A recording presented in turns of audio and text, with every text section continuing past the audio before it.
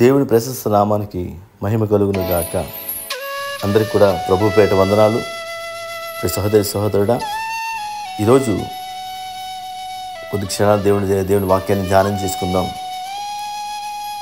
16వ కీర్తన మొదటి వచనం, దేవా నీ శరణిజొచ్చి ఉన్నాను, నన్ను కాపాడము.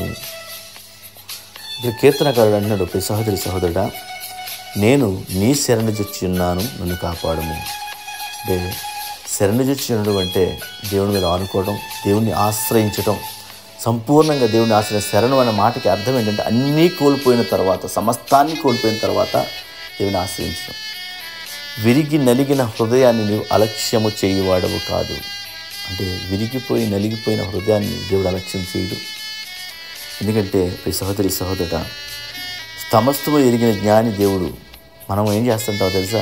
మనిషి యొక్క స్వభావంతో మనం ఏం చేస్తామంటే కొన్నిసార్లు మనకు శ్రమ వచ్చినప్పుడు, బాధ వచ్చినప్పుడు దేవుడిని కాకుండా లోకాన్ని వైపు చూస్తుంటాం. కొన్నిసార్లు దేవుడి వైపు కాకుండా మనుషుల వైపు చూస్తుంటాం. కొన్నిసార్లు దేవుణ్ణి చూడకుండా మనుషుల్ని చూస్తుంటాం. కొన్నిసార్లు చాలాసార్లు జరుగుతుంటుంది మన జీవితంలో. కారణం మానవ సహజమైన స్వభావం ఏంటంటే మనకున్న శ్రమలను బట్టి, మనకున్న సమస్యను బట్టి, మనకున్న ఇరుకు ఇబ్బందులను బట్టి మనం ఏం చేస్తామంటే దేవుని వైపు కాకుండా మనుషుల వైపు చూస్తుంటాం.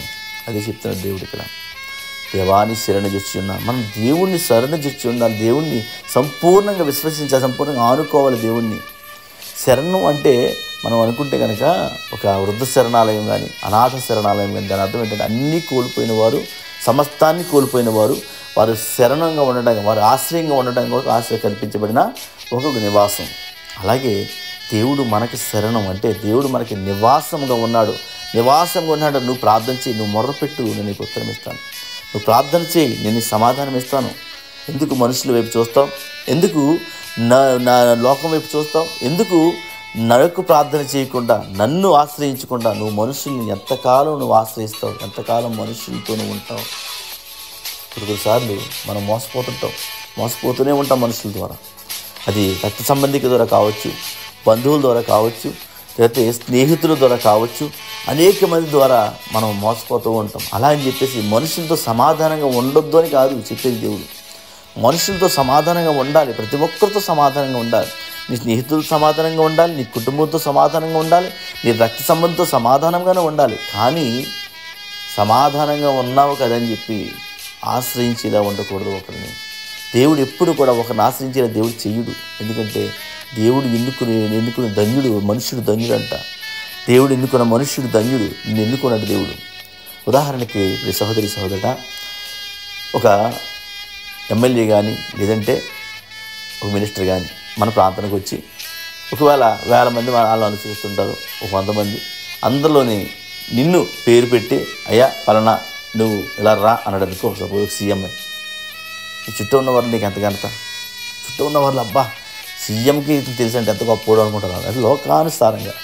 మరి దేవుడికి సమస్తాన్ని తెలిసిన దేవుడికి నువ్వు తెలుసు అంటే అది ఎంత గొప్ప ధన్యత. ఎప్పుడైనా ఆలోచించావా నీకు దేవుడిచ్చిన ధన్యత? సహోదరి సహోదరుడా, ఆకాశ పక్షులను చూడి, అవి విత్తవు, కోయవు, కొట్లలో నాటుకొనవు, అయినను వాటి పరలోకపు తండ్రి వాటిని పోషించుటలేదా? నిజమే, వాటి పరలోకపు తండ్రి పోషిస్తున్నాడు. కాకిపిల్లలంట దేవుడికి మొర్ర పెడతాయంట. వర్షం పడుతున్నప్పుడు, ప్రభువా మాకు ఆహారం లేదయ్యా, నాకు ఆహారం సిద్ధపరచు ప్రభు అన్నప్పుడు వాటికి ఆహారాన్ని సిద్ధపరుస్తాడంటే దేవుడు. కాబట్టి 50 గ్రాములు కూడా బరువు లేని ఒక పిచ్చిక మనవనే దేవుడు ఆలకిస్తున్నాడు. ఒక్క 50 గ్రాములు బరువు లేని పిచ్చిక మనవనే దేవుడు ఆలకిస్తున్నాడంటే నీ మనవని దేవుడు ఆలకించడా? నిన్ను ఏర్పరచుకున్నవాడు నీ ప్రార్థన వినడా? నీ కన్నీటిని చూడడా? నీ కన్నీటికి దేవుడు జవాబు చెప్పడా? సహోదరి సహోదరుడా, ఏ విషయంలో మనం కన్నీరు విడుస్తున్నామో, ఏ విషయంలో మనం కన్నీరు విడిచి ప్రార్థన చేస్తున్నామో ఆ కన్నీటికి దేవుడు జవాబు చెప్తాడు. మనం అనుకుంటాం కన్నీరే కదని, కానీ మన కంటి నుంచి వచ్చిన కన్నీటికి ఉన్న శక్తి ఏంటి తెలుసా? ఒకసారంట రష్యా దేశంలో అణుబాంబులు సృష్టించిన ఒక శాస్త్రవేత్తని అడిగారంట. అనే పత్రిక విలేకరులు వచ్చి, ఏమని తెలుసా, అయ్యా ఈ ప్రపంచంలో నీవు కనిపెట్టిన హైడ్రోజన్ బాంబు కంటే శక్తివంతమైనది ఉందా అని అడిగారంట. అప్పుడు ఆయన ఏమన్నా తెలుసా? ఎస్ ఉంది. ఏంటి అంటే, ఒక మనిషి భూమి మీద మోకరించి ప్రార్థన చేస్తే, కన్నీరు విడిస్తే, ఆ కన్నీటి బొట్టుతో దేవుడు వారి శత్రువుని నాశనం చేస్తాడు. చూసావా? అది నేను కనిపెట్టిన హైడ్రోజన్ బాంబు కంటే పవర్ఫుల్. హల్లెలూయా. తీసుకోండి. ఏ విషయంలో చింతిస్తున్నావో, ఏ విషయంలో బాధపడుతున్నావో, సహోదరి సహోదరుడా, ఏమని బిడ్డ, భయపడకు. దేవుడు నీకు తోడై ఉన్నాడు. నువ్వు చేయాల్సింది ఏంటి తెలుసా? ఆయన ఆశ్రయించు. ఆయన ఆశ్రయించే వారికి ఏ మేలు కొదువై ఉండదు. నిజమే. ఒక సైంటిస్ట్ ఒప్పుకుంటున్నాడండి, ఒక దేశాన్ని ఒక సమూల నాశనం చేయగలిగిన బాంబుని కనిపెట్టిన ఒక సైంటిస్ట్ అంటున్నాడు, నిజమే, నా దేవుడు నేను కనిపించి నీ పవర్ఫుల్ బాంబు కన్నా దేవుడు చేసే ప్రార్థన గొప్పదే. నువ్వు చేసే ప్రార్థన గొప్పది. ఎంత శక్తిమంతం తెలుసా? నీ శత్రువు గుడారాలు కాల్చేస్తుంది నీ కన్నీరు. ఏ విషయంలో కన్నీరు విషయం అనుకుంటావు, నేను కన్నీరు విషయం కదా, నా దేవుడు నన్ను చూడలేదని. కానీ నీ కన్నీటిని దేవుడు చూస్తాడు. కన్నీటికి జవాబు చెప్పే రోజు, నీ శత్రువు శిక్షించబడే రోజు నువ్వు కూడా చూడలేవు, నీ కళ్ళుతో చూడలేవు. ఖచ్చితంగా అంత గొప్ప ప్రార్థన, అంత గొప్ప విలువేస్తాడు నీ కన్నీటికి. అందుకే నా కన్నీటిని నీవు కవిలో దాచుకుని ఉన్నావు. ఈ సహోదరి సహోదరుడా, బాధపడకు, చింతించుకు. దేవుడు నీ ప్రార్థన మనం ఆలకిస్తాడు. ఖచ్చితంగా నీ ప్రార్థనకి జవాబు దయచేస్తాడు. అలాంటి ప్రార్థన దయచేసి మన కన్నీటికి దేవుడు జవాబు దయచేయను గాక.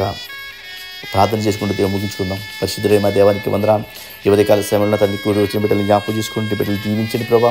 వారి వ్యాపారాన్ని దీవించండి, వారి సమస్తాన్ని దీవించండి, వారి మార్గాన్ని దీవించండి, వారు వెళ్చిన మార్గాల్లో తోడే నడిపించండి. పరిశుద్ధానికి వందనాలు చేస్తాం. నీ బిడ్డలందరినీ చేతికి అప్పగించుకుంటున్నాం ప్రభానికి వందనాలకి స్తోత్రాలు. అయ్యా, కన్నీటి బాష్ప విధులను తుడిచే దేవుడు, కన్నీటిని బాష్ప విధులను తుడిచే దేవుడు నా ప్రభా, కన్నీటిని నాట్యముగా మార్చే దేవుడు నా ప్రభా తండ్రి సరికి వందనాలు. అయ్యా, మా కన్నీటిని నాట్యంగా మార్చిన ప్రభా తండ్రి సరి. ఎవరైతే నా ప్రభాని బిడ్డలను ఇబ్బంది పెంచిన, ఎవరైతే అవమానపరుస్తారో వారందరినీ విడిపించమని యేసుక్రీస్తు నామములో అడుగుచున్నాము తండ్రి. ఆమేన్. ఆమేన్.